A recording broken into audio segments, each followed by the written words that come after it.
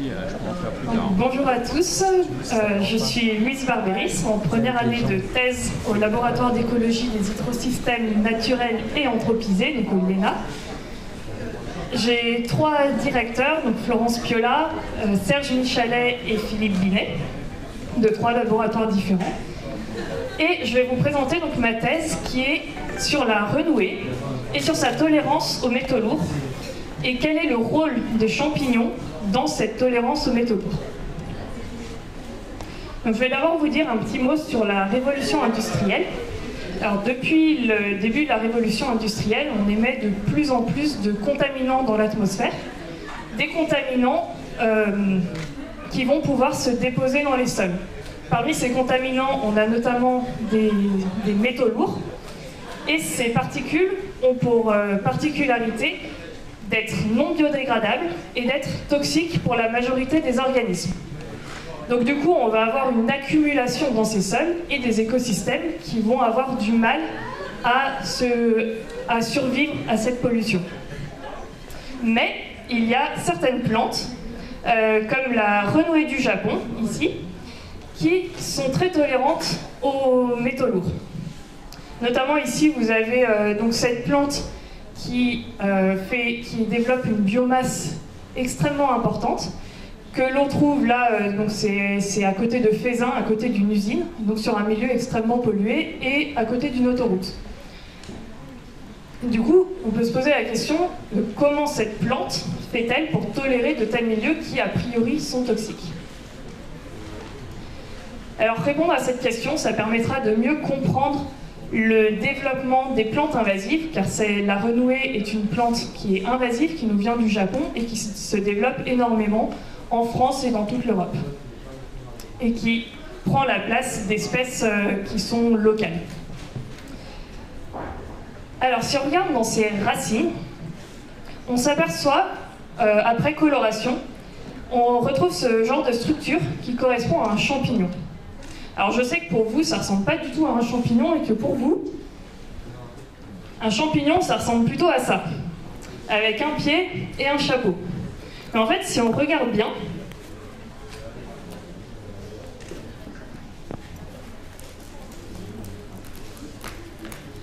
si on regarde à l'intérieur du champignon, il est composé de filaments. Donc on a un regroupement de filaments qui forment cet organe qui en fait n'est que l'organe reproducteur du champignon. Et ces filaments se prolongent dans le sol,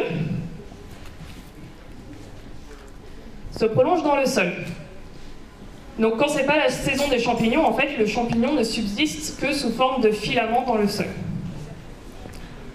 Certains champignons ne forment pas ce type d'organe reproducteur et ne vivent dans le sol que sous forme de filaments. Il y a des champignons, donc typiquement un champignon uniquement sous forme de filaments, c'est ce qu'on peut retrouver ici. Tout ce qui est moisissure par exemple, ça ne forme pas de gros organes reproducteurs tels que vous l'imaginez. Alors ces filaments qui sont dans le sol, donc ces champignons peuvent aussi aller s'associer avec certaines plantes. Et c'est le cas dans la renouée du Japon, où on trouve ces champignons qui pénètrent dans les racines et qui forment des structures dans les racines. Alors en général, on a de manière très connue, cette association en fait est extrêmement répandue et elle a notamment permis la sortie des eaux des plantes, puisque dès les premières plantes, on retrouve des champignons qui sont associés aux racines. Maintenant, on parle souvent de mycorhizes, c'est-à-dire qu'on a des structures d'échange direct de nutriments entre la plante et le champignon. Ici, ce n'est pas le cas. On a des champignons qui ne forment pas de structure d'échange directe. Et donc, on s'attend à ce que si cette association perdure et on n'observe pas de nécrose de la plante, on n'observe pas d'effet négatif, donc on s'attend en fait à ce qu'il y ait un effet peut-être indirect, bénéfique, du champignon sur la plante et éventuellement de la plante sur le champignon. De plus, ces champignons sont connus pour être extrêmement résistants aux métaux lourds. Et du coup, une hypothèse qu'on a formulée, c'est que la tolérance de la renouée pourrait être liée à la présence de ces champignons. Voilà, donc c'est la question à laquelle j'essaye de répondre. Est-ce que les champignons permettent à leur renouée d'être tolérantes aux métaux lourds? Alors pour répondre à cette question, en théorie, ce que je fais, c'est que je vais d'abord récolter de la renouée. Donc je fais du terrain surtout en Rhône-Alpes. Je prends à 5 endroits différents pour essayer d'avoir un peu de diversité. Ensuite, je mets les renouées en culture sous serre, avec ou sans champignons, avec ou sans pollution. Et je les laisse pousser pendant 3 semaines à 1 mois. Et je vais voir d'abord si la renouée se porte bien. Donc je regarde sa taille, les masses de ses différentes parties. Je peux aussi regarder ses pigments foliaires qui peuvent être un marqueur de stress. Et ensuite, je vais voir dans les racines si j'ai des champignons, quels sont ces champignons et combien il y en a. Donc là, c'est analyse microscopique et analyse moléculaire. Et enfin, je vais regarder si je trouve des molécules chimiques dans les racines qui pourraient être des messagers racinaires entre champignons et la plante, liés à la présence de métaux lourds. Voilà, donc ça donne ce type d'expérience avec 350 pots, 50 conditions. Donc une fois qu'on a croisé différentes pollutions, les différentes provenances de renouée et les conditions liées à la présence de champignons. Donc voilà, ce genre d'expérience. Du coup, dans la vraie vie, ça donne ça.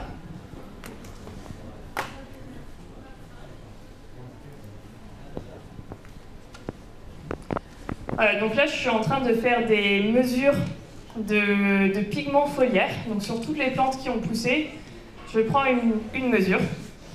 Donc ça prend un peu plus de temps que ça. Alors, justement, maintenant que les plantes ont poussé, alors ce que j'ai fait, c'est que j'ai préparé une petite expérience. J'ai mis en culture des petites plantes. Il y en a certaines qui ont poussé sur du chrome et il y en a qui ont poussé sans chrome.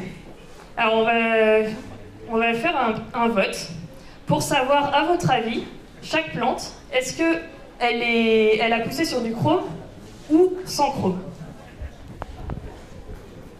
Alors, il y aura le plateau avec chrome, le plateau témoin, donc sans chrome. Alors, vous levez bien haut la main. À votre avis, est-ce que c'est avec du chrome, sans chrome? Je vois une main qui se lève, il y a eu un vote. Merci Juliette. Donc, chez le témoin. Allez, un peu plus de participation. Avec du chrome? Sans chrome? Avec chrome? Ok. Celle-ci, avec chrome? J'ai deux mains, 3, 4. Sans chrome? Levez bien haut. Hein. Ok, donc là, j'ai plus de mains pour avec chrome. Avec chrome? 3. Sans chrome? Bon, toujours avec chrome. Ici, avec chrome. Il y en a 3 aussi. Sans chrome. 3, 4. Allez, à juger. Avec chrome. Sans chrome. Ok, donc plutôt sans.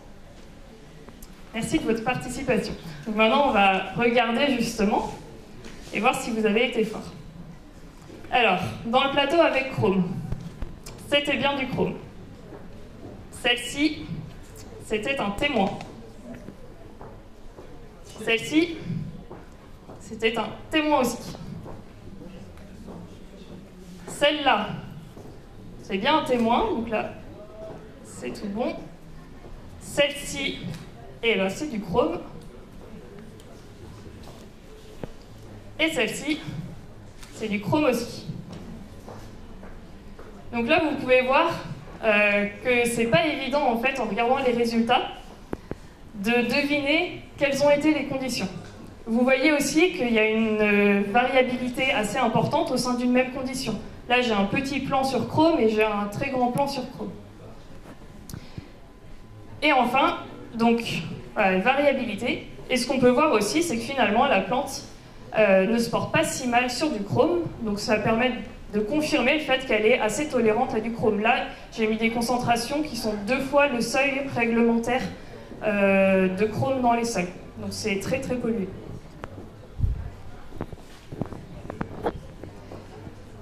Alors, quand j'ai fait mon expérience à plus grande échelle, j'ai donc eu des témoins au bout de 3 semaines qui avaient une hauteur moyenne d'environ 3,5 cm. Et quand j'ai comparé au chrome, j'avais une hauteur moyenne de 4 cm. Alors, est-ce que je peux dire que sur du chrome, ça se porte mieux? Alors, en fait, il y a tellement de variabilité que j'ai fait beaucoup de réplicas. Et donc, que j'ai des indices de variabilité qui sont matérialisés par ces boîtes grises, donc avec des témoins qui sont assez variables et des sur le chrome où c'est beaucoup moins variable. Alors on a coutume de dire que lorsque ces boîtes se superposent, c'est qu'il n'y a pas de différence statistique entre mes traitements. Donc en gros, le chrome n'a eu aucun effet sur la plante. Donc ça confirme le fait qu'elle est très tolérante. Donc ça, c'était pour une provenance de renouée. Par contre, si je prends une seconde provenance de renouée, ben on peut constater d'abord sur le témoin qu'il était en moyenne beaucoup plus grand que les autres. Et par contre, celui-là, sur du chrome, il est beaucoup plus petit. Donc cette fois-ci, le chrome affecte négativement la renouée. Donc finalement, la renouée qui vient de cet endroit-là n'est pas très tolérante au chrome. Donc si je reprends mon hypothèse avec les champignons, à savoir que les champignons permettraient à la renouée d'être tolérante, on pourrait s'attendre à trouver dans cette condition plus de champignons pour la renouée de la provenance 1 que ici, puisque la renouée n'est pas tolérante. Alors le problème, c'est que je ne suis qu'en première année et que du coup, j'ai pas encore eu le temps de regarder les champignons.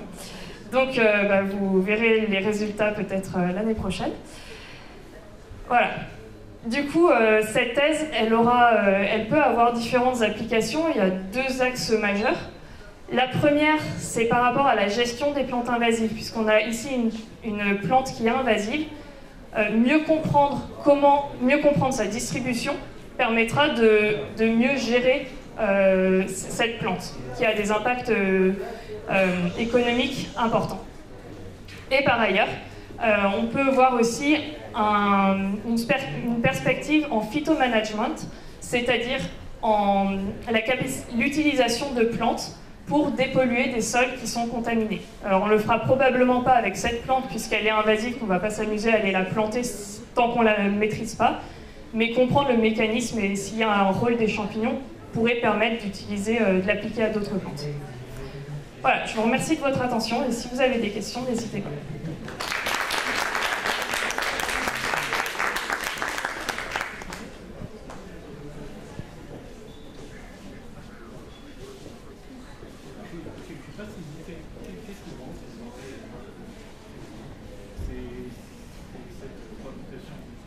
Alors, ce qui rend cette plante invasive, il y a plusieurs choses. Donc, en fait, du Japon, on a 2 espèces qui nous sont parvenues, 2 espèces parentales, et qui se sont hybridées. Et en fait, c'est surtout l'hybride qui est très très invasif.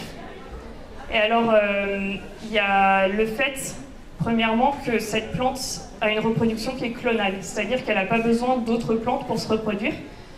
Et elle est capable de se régénérer à partir de petits fragments d'1 centimètre, par exemple. Et c'est exactement ce que j'utilise. En fait, je récolte des petits fragments souterrains. Et avec 1 centimètre de fragments, je peux régénérer ces plants-là. Donc, il y a ça. Et le fait que l'hybride peut se reproduire avec les 2 espèces parentales. Et il y a ce qu'on appelle la vigueur hybride. C'est-à-dire que l'hybride, en fait, est encore plus fort, je dirais, que les parents. Et donc une très très grande diversité des hybrides, ce qui fait que finalement les meilleurs peuvent facilement se disperser. Il y a le fait qu'elles poussent bien aussi dans les milieux un peu pollués et soumis à l'homme, les milieux anthropisés. Et du coup, en fait, quand il y a des chantiers, finalement, souvent l'homme va transporter des fragments ailleurs et ça contribue fortement à la dispersion.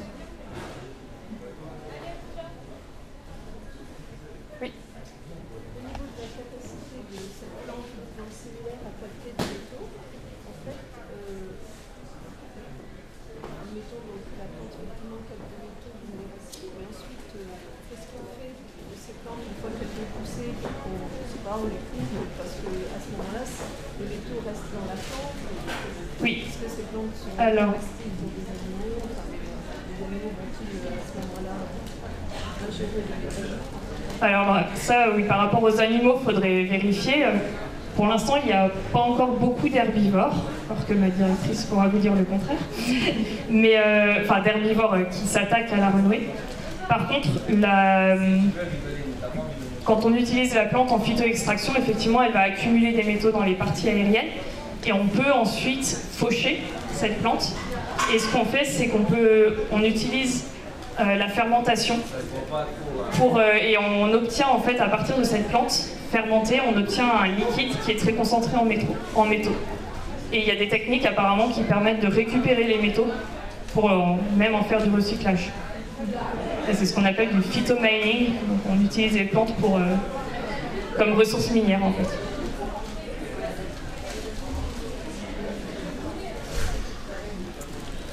D'autres questions? Merci beaucoup.